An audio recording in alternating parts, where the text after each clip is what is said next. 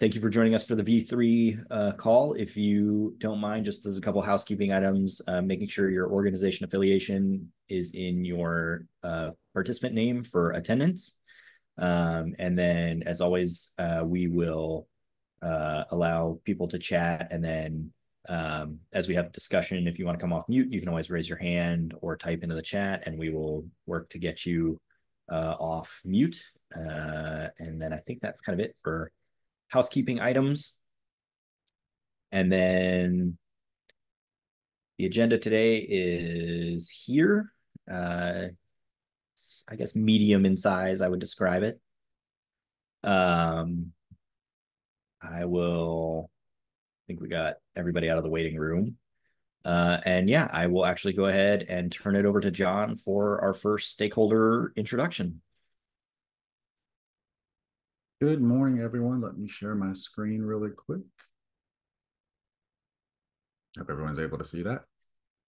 So as always, I get to start off with one of the most fun things in the world, to me anyway, that is stakeholder introductions. And what's the purpose of that is to get to know others on the call, build connections that lead to collaboration, get some ideas for new hobbies maybe, spotlight someone new for 30 to 45 seconds in this national outlet, and just have some fun. So we always ask, what do you like to do to relax or unwind? And this person likes to read detective books and watch comedies, kind of like a yin and a yang there, I see. Some interesting facts. She recently moved to the United States and lived in Switzerland for 8 years prior. I hear they make decent watches in that country. I'd like to know more though. She's originally from Eritrea, which is a small country on the Horn of Africa. And her first job was reviewing test results in a testing center for senior high school students. That sounds extremely, we'll go with fun. She's been in data or healthcare for about 2 years, 6 months. You can tell she's a data person because she didn't put almost 3 years. She likes being able to analyze and make reports using a large data set of over 500,000 data per year. Any guesses? Welcome, Chaney, and I hope I said that correct. She's an epidemiologist with the Oklahoma State Department of Health.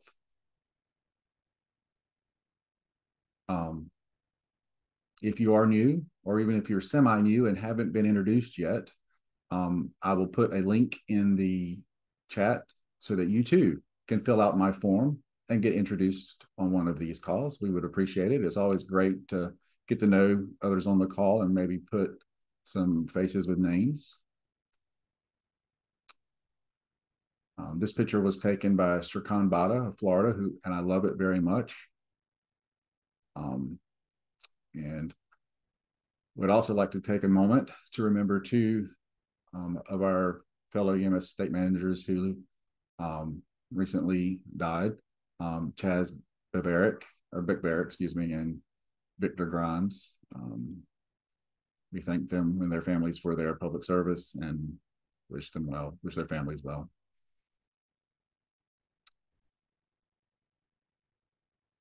And that's the end of that.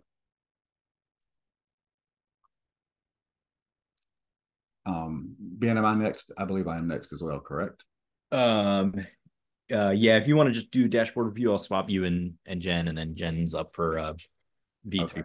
But yeah, if you want to do the dashboard review, that's great. Great. So let me share another screen. This dashboard review will be really quick. It's just a basically, it's of course not sharing the way I want it to. Bear with me. All of us use Teams the majority of the time. There we go.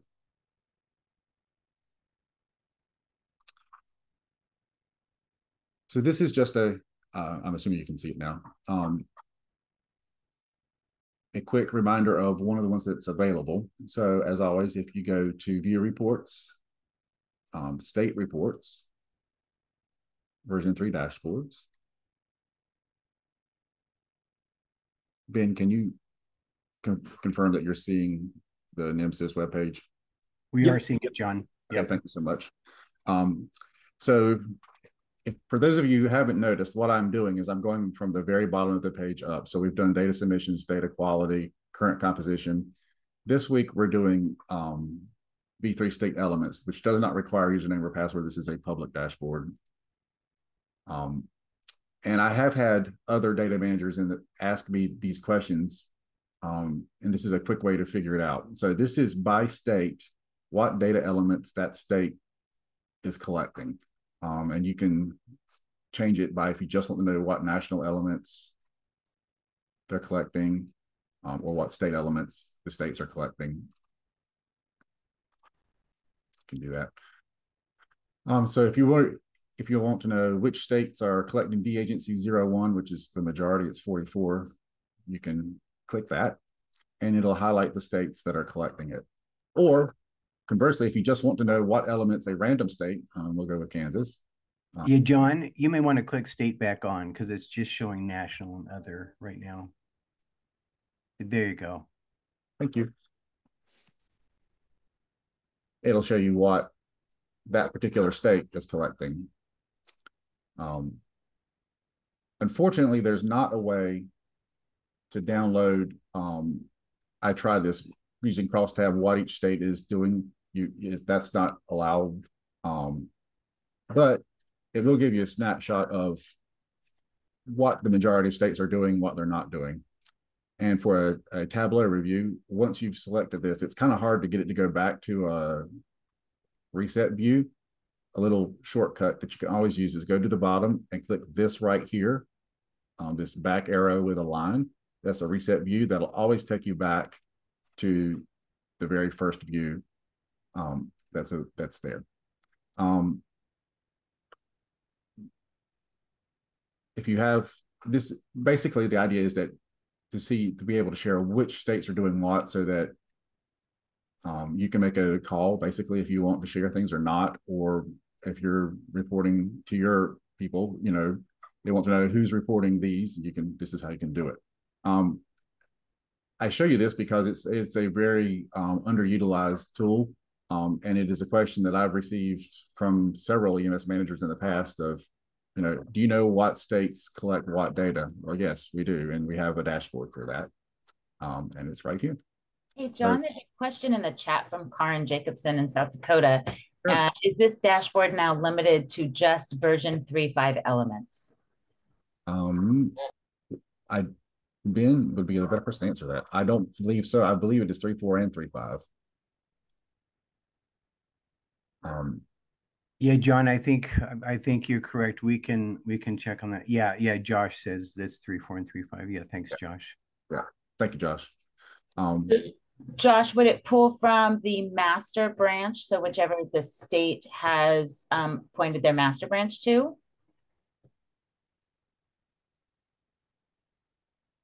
Josh says yes. So Karen, that is up to the states which one will show up. So once the state has switched the master branch to version 3.5, that's what will display in the report. It's whatever the state is collecting. So if most of the states now are 3.5 master branch. So again, this isn't one of those really in-depth dashboards. It's just what I wanted to remind everyone who was out there that it might be of use to you at some point in the future. Yeah, John. Hey, one last question there. Of course, there's some states there that are listing no data, right? And they do have data choices for those states. Do we know why Utah and Nevada isn't showing up, Josh, or New York? I think it's a DUA, but that was. It looks like I can unmute now. Probably a bug. I provided an update for the data pool for this dashboard a few months ago, but it hasn't been deployed yet. So I think it fixes a bug. Okay, great. Yeah, thank you, Josh. That makes sense. Thank you. And to be honest, this isn't a dashboard I use quite a lot. Like I said, most of this was just edification to make sure everybody knew it was there. Thank you, Josh, for your help as well. So, And with that, I will give it back to Ben. All right. We are now going to go back to Jen to talk about the V351 implementation timeline. Thank you, Ben. Good morning, everyone. I hope everyone is doing well today. June 26th, the end of June, and as promised, we are sharing the version 351 release timeline. Can everyone, hopefully everyone can see the screen. As you can see, as of January 2024, we closed the requirement submissions. The IT team worked on the technical requirements through April, and as of today, they have almost completed all of those changes and getting them organized to complete the phase 1. After that, we're going to go through the business validation process, looking through things, checking them, making sure that they were implemented as intended. And then in September, we will have the initial candidate release. The candidate release is the kind of like the beta testing, right? This is when it's released out and the vendors can start to play with it and the vendors can start to look at it. And what that does is take us to this section here, which is the iterative process. And that can go on until we get finalized. So this is looking for those bugs, those issues, anything that the vendors are going to try to break it. That's what they do during the candidate release. They're going to see if there's problems that we didn't catch during our testing process. Once that iterative process is done and we've fixed all of the bugs that are found, that's when we go into the final release of the standard. And once we have that final release and we know exactly what's going on, that's when we start to develop the products, right? So the products would be the value comparisons between 3.5 and 3.5.1. A lot of similar resources that you've seen for 3.4 to 3.5. The element changes, those documents that you see in the 3.5.0 revision page. And then the software vendors can begin to develop the new standard for their agencies and their states. And then we're hoping to complete that process by January of 2025 and release the standard. And the TAC would be ready to accept version 3.5.1 data from the states around June of 2025. So I will keep an eye on the chat and see if there's any questions or comments about the timeline. I'm not seeing any, which is nice. Yeah, and also feel free to raise your hand if you need to be unmuted or want to review any of these timeline tick marks.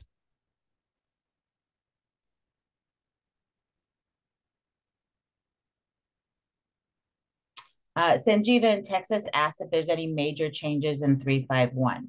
So 3.5.1 is a minor release by definition. So the changes are going to fit into that minor release category. So they're going to be things like values added to existing elements, optional or recommended elements being added, right? So there will be no new national elements that have been added to the system. There may be schematron rules that loosen up a national schematron rule or remove a national schematron rule, but it will not tighten any of the requirements or the validation. Sanjeeva, did that answer your question okay? Perfect. Okay, thank you. Yes, Jen. Thank you. All right, you are very welcome. And then, of course, if you have any questions or anything after the call today, please just reach out. You can submit a help desk ticket, or you can email myself or anyone on the TAC team, and we'll be happy to answer those questions. Hey, Jen, maybe just... Yeah, Jen, maybe just one more comment there, if you could bring it back up. We'll add a title to these 2 slides and post them on the website. I know folks use this timeline as they're planning within their states or within other vendor communities. So we'll get this posted fairly quickly so that you can share this with your other stakeholders or your other colleagues. And then James Fox from Sanseo asked another question. Is there a specific location that shows all the approved changes? Yes. We have the link on the NEMSIS website to the JIRA that holds all of those. Hang on, and I will bring up NEMSIS and show. There we go. Okay. And if you go to the 350 revision from using EMS data, down to when will changes take place, you can find the link out to the change request page. There's also directions here for exporting from the JIRA because it's not as easy as it seems. There's a couple different ways to export, and you can go into this change request and you will see that everything that is in the currently under review column, those are the changes that will be in 351. All right, and you can download them into Excel so that you have them all in one place instead of having to look for them one by one. Yeah, Jenna, and perhaps we can just also mention that that's probably the location where you will see this a new timeline posted as well, that location on the website. Yes, and I'll put a link to the public JIRA into the chat as well.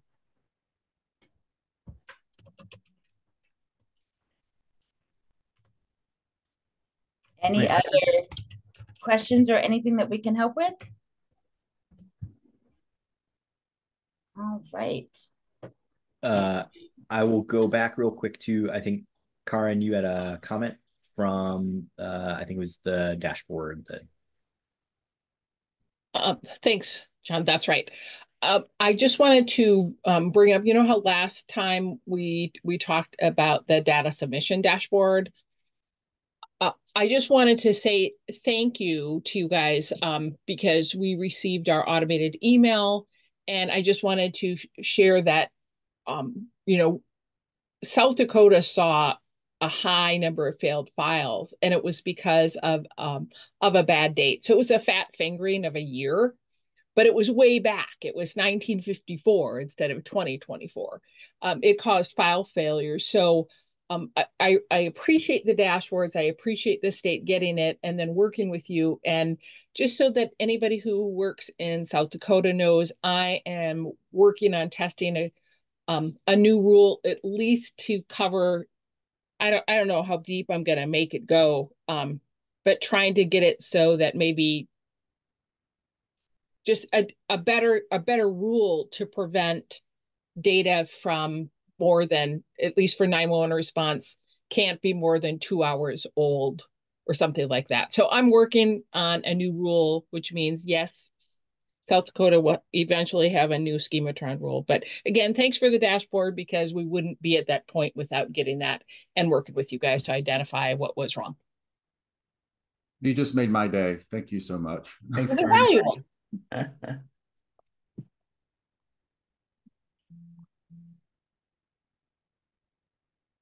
All right. Anything else about that or the 351 timeline? All right. Well, with that, we will go over to Lauri to talk about last call for NEMMY nominations. Thanks, Ben. Yeah, I just have a quick announcement that thank you to everyone who has submitted. Looks like we have 7 people who've responded so far to nominate your peers. And so this is specifically for state data managers to nominate their peers who they feel have gone above and beyond in either helping others or using EMS data in creative ways in their state. And if you would like to nominate someone, Friday is the last day to submit the form. So I'll share the link in chat in just a moment. If you have not already done that, you have an opportunity to nominate up to 3 people. And this is a newer award that we've started giving at our annual meeting every year. So we appreciate your help and feedback as we determine who should be the recipients this year. That's all I have. If there's no questions, I'll pass it back to you, Ben. All right. Thanks, Lauri. We will actually go back to Jen to talk about a validation rules discussion. Right. Thank you very much. So this is a new topic that's going to recur whenever there are submissions to the NEMSIS TAC in regards to validation rules that people would like to discuss on a national level. So the first two are items that were brought in by different stakeholders.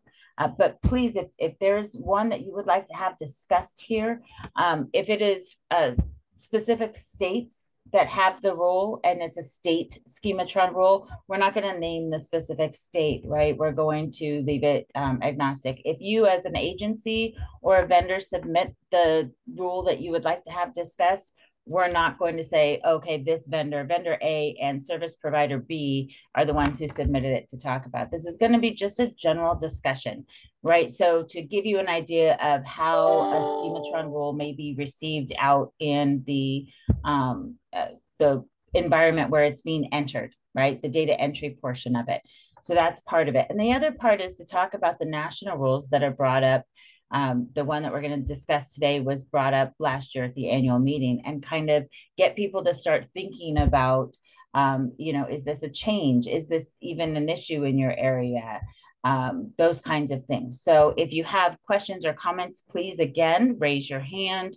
You may be able to unmute yourself, I'm not sure, or feel free to put any comments into the chat. This is supposed to be a dialogue between the NEMSIS TAC and all of our stakeholders. So hopefully y'all participate. On the screen, you'll see one that was submitted by a vendor and a service provider, and it was actually a couple of service providers. And there is some rules in states where... We can't see the document. Oh, it's not sharing? Okay. Sorry, it's sharing. Could you just zoom in a little bit? Oh, got it. Okay. Let's zoom. View. Sorry, it's really big on my screen. I didn't realize it was. There we go. Is that better? More center. More center? Okay, yes, we can see it. Okay, great. Thank you. So the first one that we're going to talk about, this exists, or something like it exists in multiple states, right? There's a rule requiring assessments, procedures, and medications be completed before the arrival at destination date time, or no later than 5 minutes after arrival at destination date time. And so we were contacted, and the rule is causing some issues for your non-911 transport providers and some 911 transport providers that actually have to maintain patient care after arrival at destination while they wait to transfer the patient over to the destination. So the notes here that these come from the providers or the vendors, it comes from who's submitting, right? So some places can take more than 15 minutes to take responsibility for that patient. And so there may be assessments that are done, or additional medications that are administered. One example that was brought up was they took the patient to the doctor's office. The doctor wasn't ready, and they had to help the patient administer their own meds, right? That kind of thing. So those are just some thoughts that we wanted to share. If anybody would like to comment, ask questions. It looks like Lauren from Zoll said could be transfer of patient care date time. So Lauren, do you mean the rule could be based on the transfer of patient care date time rather than arrival at destination? Is that a suggestion, or? Yeah, because I think it put 911 and non-911 into a box, because there's a lot of times they have, enhanced wall times and things of that nature. So instead of being arrival at destination, when providers still have to fulfill their additional assessments, vitals, and additional procedures that may be needed, if you did transfer of care date and time, I think it would be more appropriate. That's a great suggestion. And Chris from Emergency Networking had mentioned he's had that issues in the vitals section as well, as the assessments, procedures, and medications. So just something to think about. It's as you're creating your validation rules in your state schematron about some of the non 911, or even in some cases with the examples that were given, 911 cases. Are there any state data managers on the call that that have a rule like this, that have questions or clarifications or want to ask for some input?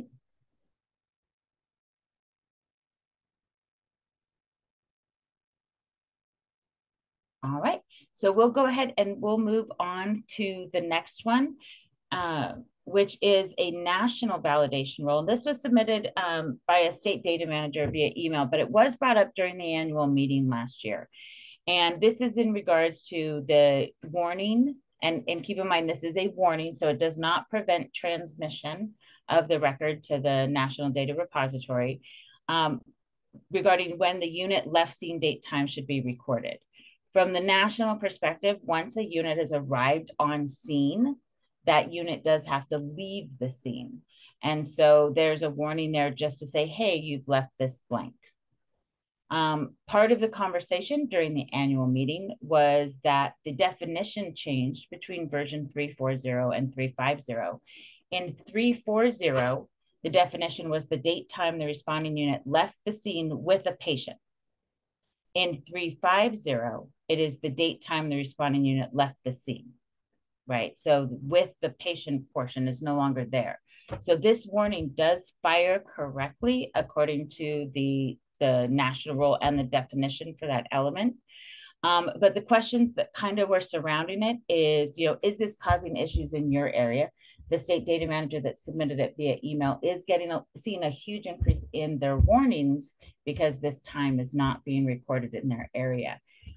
Whether or not it's an educational issue, whether or not it's, they're just not completing it, I'm not sure about that part. The data manager, if they're on the phone, is welcome to come off mute or raise their hand as well. Another question that they asked was, are states and agencies asking their EMS clinicians to complete the field on calls that are not canceled prior to arrival? So is that being communicated out to the agencies?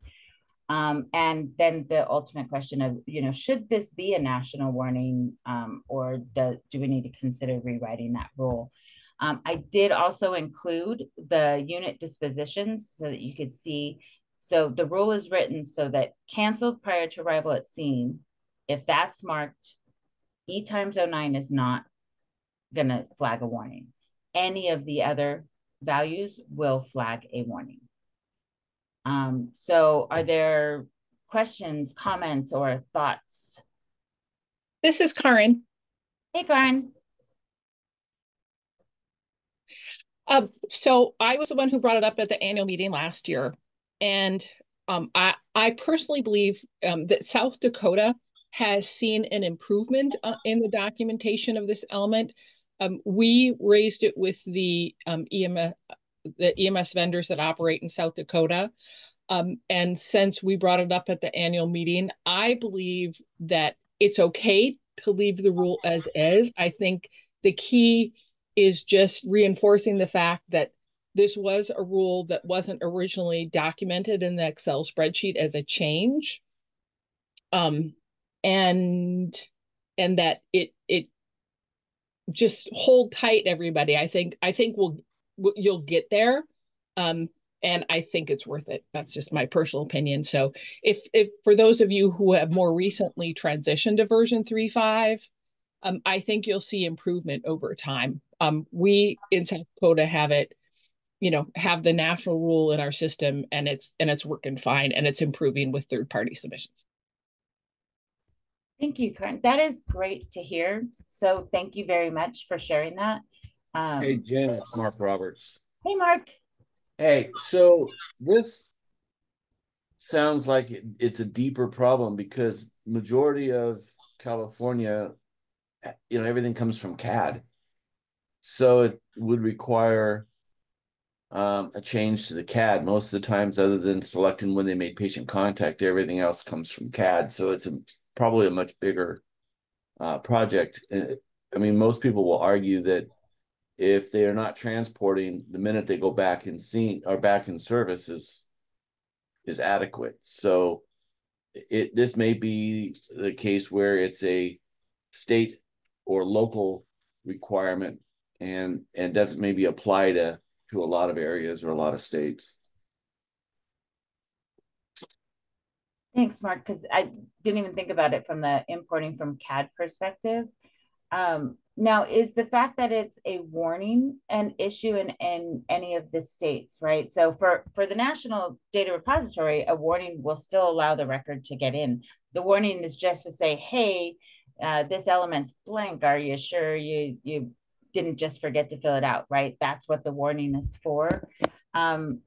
Is there an issue in California with it being a warning? No, none that I'm aware of, none that's been brought to my attention, and we don't, because of our size and volume, warnings are just something that we live with so far.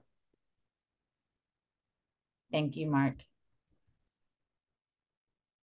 Lauren from Zoll did put in a comment. Another thing to bring up maybe is allowing for not recorded on procedures and mitigation. Oh, that was for the last one. Okay. I'll come back to that when we're, sorry, Lauren. So are there any other thoughts on the national? Yeah. It sounds like there's room for. Anne has her hand up. Oh, Anne, go ahead. You should be able to unmute yourself. Oh, okay. Thank you. And I'm not trying to play devil's advocate. It's just something I try to think about whenever we require something to be collected. And I've definitely had conversations about this one. I remember we've talked about it over the last, since 3.5 has started up with the definition change. What is the usefulness of left scene time if you don't have a patient? And I'm not trying to, it sounds like a rude question, but to me, I'm like, I can't think of a reason I would really need an agency to document it unless there was a patient, because then I'm going to use it to calculate, left scene time to arrive at destination or whatever. And I was like, if I can't find a purpose that we need it, I don't generally want them to feel like they need to fill it in. But does someone have examples of how this would be useful when you don't have a patient, like what you would use it for? So I will say, and then I hope other people bring in as well. In some areas, leaving the scene does not mean that they're necessarily back in service or that they're ready to take their next call. Right. Yeah. And I wouldn't use it as that because they're definitely not always back in service. Sometimes they have to go back to restock meds or something. So we don't use leave scene as back in service. Yeah. Yeah, and that's why people may use it, Anne, right? Is if there is a difference between left scene and back in service, because they have to go back or restock, or they have other things that they need to accomplish. I think agencies may be wanting to track that. And then we do have a couple of comments. John Britt mentioned that some agencies use it to track URUs. Frank Sloan said unit hour utilization, downtime, restocking, etc. So it does sound like overall the warning is doing what it's supposed to, right? So it's improving in South Dakota. Those who want to use it can use it. And because it doesn't stop the flow of the data, right? Because it is set to a warning level. Are there any other concerns that we haven't talked about on it? Oh, Jay just said, I've seen this as an issue with AMA calls to show there was time spent on scene for the refusal.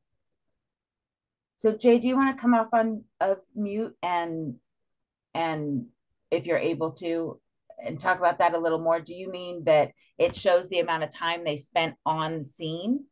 Not necessarily with the prep to get ready to go for the next call. Are you able to hear me, Jen? Yep, I sure can. I just bring up the fact that, if you have an against medical advice or refusal on scene, if the crew was only on scene for 3 minutes, did they do their due diligence trying to get the patient to come in if they were challenged on that? Or were they on scene for 10 or 12 minutes trying to convince the patient to come in? It's just an added little component to show that they are doing due diligence. Thank you, Jay. Yeah, that's a good point too. And then Doug, you've got your hand up. Yeah, good morning. I'm wondering, so we talked about this a lot with different states. I'm at the point now that I would ask maybe the group to consider making this, remove it from the national level and make it a state level rule. Sounds like most states are doing something a little bit different. Additionally, I know that we've talked about this in the past. The more warnings you have, the less likely people are going to actually look at them. And we see that quite often. People are ignoring the warnings because it's not a failure. So I'm wondering is there a demand for this at the national level, or can we handle this state by state? And then Jay stole my comment about the release or the AMAs and releases too, by the way. That has come up a couple times too. Yeah, Doug, it's a great question. I mean, removing this as a schematron rule from the national level. I mean, I think the question is really, is this element need to be the national level, right? Because if we have national elements, we provide schematron rules associated with those elements. We can take that back as a potential change, but of course that wouldn't happen for some time. That'd be a major release. Right, and then we do have a couple of comments in the chat from Chris at Emergency Networking. Having the unit left seen might be helpful when on standby with other responding agencies such as police, etc. And then Benny from EPR Systems says, agreed, warnings should, and I believe this was when Doug was talking, agreed, warnings should ideally be rare or else they will be ignored. So thank you, everyone. This was the exact kind of discussion that we wanted to have around the validation rules. And if there are some validation rules that you would like to have discussed on the V3 implementation call, please feel free to submit them. I've got a couple that were submitted as already when the request went out to the vendors. So please, anyone, if you're a stakeholder and you want to talk about it on this type of venue, please submit it. Please submit it with enough information where we can have a good, robust conversation around it. And I will go ahead and throw it back to you, Ben. All right. Thank you so much. We're gonna, let's see what's next. Items from the Office of EMS. NHTSA, Eric, I don't know if you have anything. You should be able to unmute. Hey, good morning, all. I don't have anything specific for the group unless there are questions or something for me. All right. We will keep an eye on the chat just in case anything comes up. Upcoming events, we got a public training on Tuesday, July 9th, noon Eastern. And then I'll just cover our next couple meetings before we go into open forum. July 10th is our next V3 call. July 24th is canceled. It's a state holiday in Utah. The TAC will be closed on that day. And then August 14th after that. And with that, we will hop into open forum real quick and see if anybody has anything sort of for the good of the group before we head into our state report and process vendor breakout rooms. Anything?